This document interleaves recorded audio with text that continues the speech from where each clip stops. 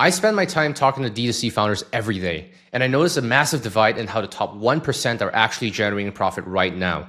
I see too many leaders who are effectively suffocating their profit margins because they still treat lifecycle marketing as a secondary newsletter task, even while customer acquisition costs have climbed 40% over the last few years.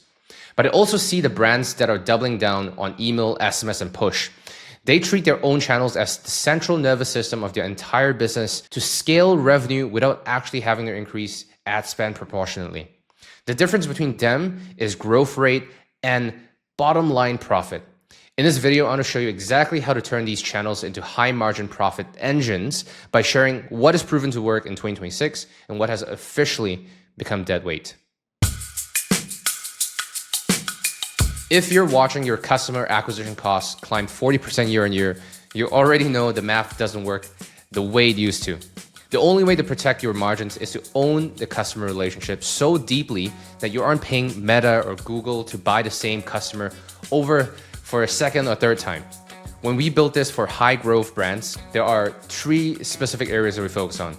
The first one, the one that dictates the growth rate of everything else, is owning your customer data.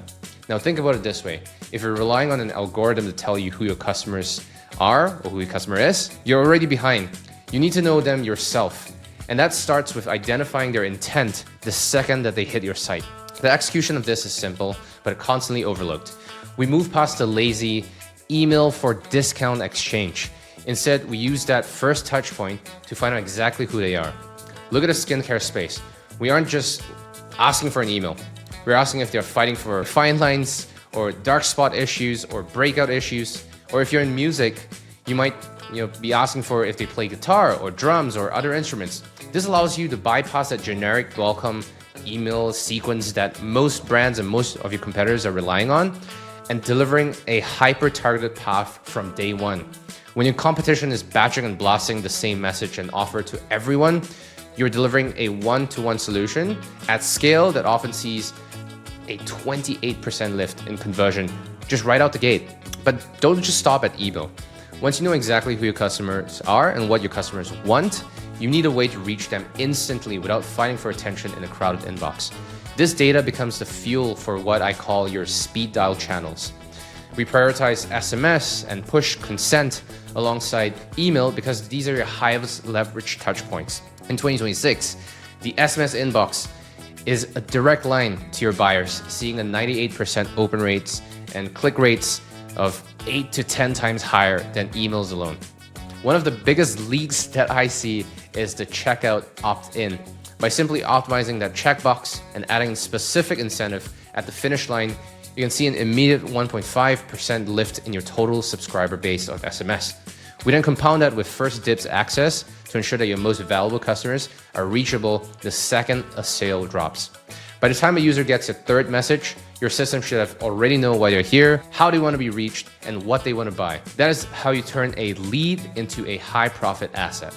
If you want to see clear night and day examples of brands that own customer data well and brands that rely heavily on impulse purchase behavior that are totally missing on the data, I did a live brand audit and teardown of Caraway and Glossier. You can check out the webinar replay in the link above. Once you own the data, the next challenge is timing. Most brands are still stuck in what I call the drip trap. They build a sequence, email 1 on day 1, email 2 on day 3, and they hope for the best. Let's be very clear about the line in the sand for 2026. This set it and forget it newsletter and the static 10-day drip are officially dead weight. What is proven to work right now is context. Meeting the customer where they're at, not where your calendar says they should be. Your customers just don't live their lives on a fixed 48-hour schedule. High growth brands have replaced these old drips with behavioral pulses. Instead of a fixed calendar, we now look at engagement velocity. How fast are they moving through your site? Did they just spend 10 minutes looking at one specific collection and then leave? The execution here is about hitting the conversion window at the right time. Your system should have analyzed how recently and how often the customer is interacting with you to trigger the right message on the right channel at the exact second that they are most likely to buy. For example, if a customer is highly active on your site but hasn't opened an email in a week, your system should not be sending another email. It should pivot and send a concierge-style SMS or high priority push notification, we're seeing push notifications in particular have a 92% open rate compared to the 25%, 30% typical that you'd see with emails, making them the perfect kind of gap fill for those high intent moments that you're often lacking with emails. Now, this is the difference between being just a noise in an inbox versus being a helpful service or a concierge, if you will. When you align your timing with the actual behaviors of your customers, you're not just marketing to them anymore, you're helping them go through the finish line on a transaction that they have already started. But even the best timing in the world cannot save you if your messages are not reaching your customers. This is where your infrastructure comes in.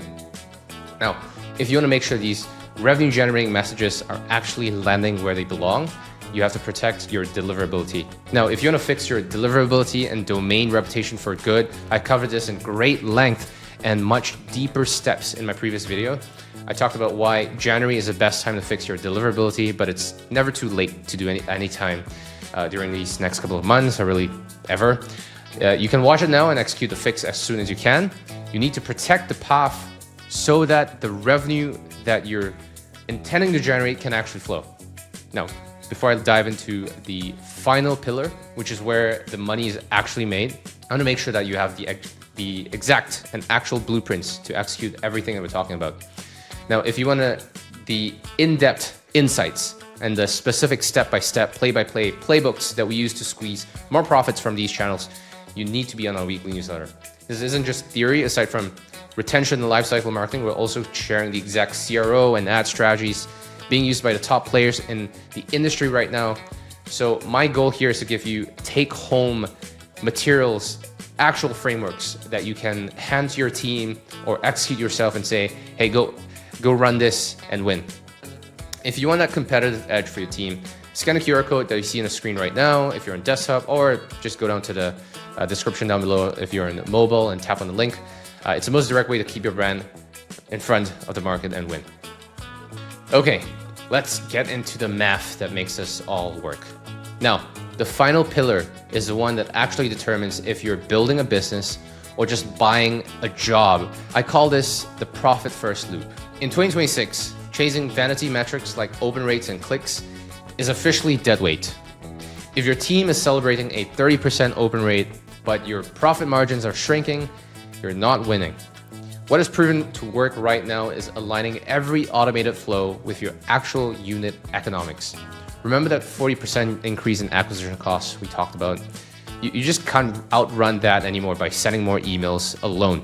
You need to solve it by ensuring that every automated touch point, from cart recovery to post-purchase to win-back, upsells, is calculated to maximize your bottom line profit, not just top line revenue.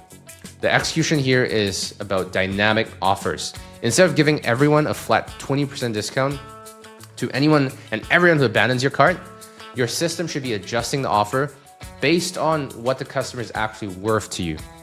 For a high value customer, you might offer a curated bundle that increases your AOV, your average order value, by 24% or more.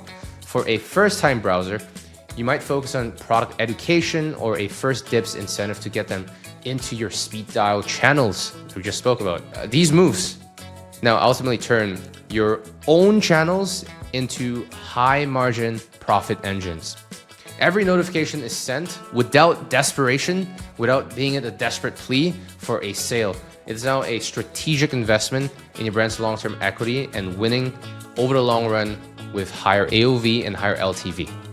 The brands winning in 2026 are the ones that have stopped treating email and SMS as a newsletter task and started treating them as a central nervous system of their entire business.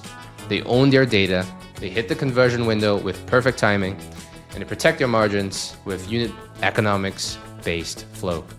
If you want to see if your current system is building profit or just creating noise, I've put together a retention audit where we tear down exactly where the leaks are in your current flows. You can find that link in the comments and descriptions down below. Let's stop suffocating your margins and start building an infrastructure that actually scales.